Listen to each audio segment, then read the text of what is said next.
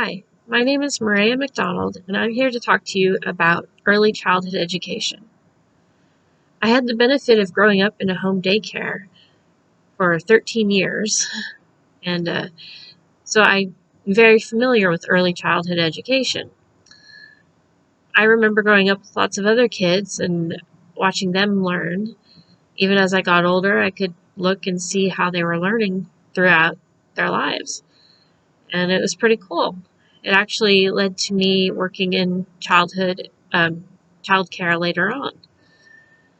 And I've learned that early childhood education is very important, and it can lead to great benefits later on in life. Brain researchers and psychologists have discovered that the most rapid creation of new neural connections actually occurs in early childhood. And these are things that you can't get back later on. That is just when it happens. I believe that early childhood education should be available to all children, and we really need to improve access. State-sponsored Head Start, which is for low-income families, is a really great program. My daughter was in it, and she ended up getting help with speech therapy through them, and it really led to her enjoying more learning. She actually looks for more opportunities to learn as she's gotten older. But programs like Head Start is only available to about 30% of those that are eligible for it. And there are 19 states that actually don't have any state-sponsored options for school. Well, for preschool. On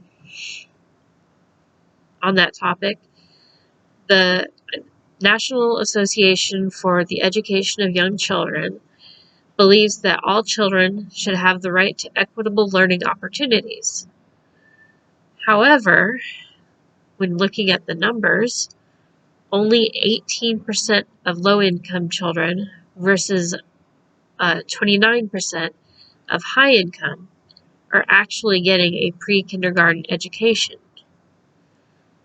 And there's such disparity between low-income and high-income students. It's really shown where wealthier children have heard 30 million more words than their poorer peers by the age of 4. 30 million words. That's a lot. It has a lot to do with their family's socioeconomic background, and there's not a whole lot that can be done to change that specifically, but having access to programs where children can learn more is definitely helpful. And along with their environment, the most important early teacher a child can have is their parents. Having parents involved in early childhood education is a must-have. They really need to know what they can expect of their children, what age-appropriate skills that they should be exhibiting, what sort of age-appropriate activities they can enjoy. If parents don't know these things, then they may be expecting their child to do things ahead of schedule, and their children don't, causing disappointment and stress. Whereas if a parent can know when to expect, like, say, their child to start contrasting objects as far as colors or hardness and softness, etc., if they know that they should be looking for that at a certain age, then that gives them more knowledge to help their child. And knowing ahead of time that a child's first instinct for learning is to put something in their mouth is helpful, I believe. Because if you're just looking at a kid who just constantly puts things in his mouth, you might think, oh, maybe he's teething. Well, yeah, he probably is. But at the same time, that is how a young child learns. That is their outlet. Their first experience with the outside world is breastfeeding, right after they're born, for the most part. And from that point on, their first instinct is to put things in their mouth.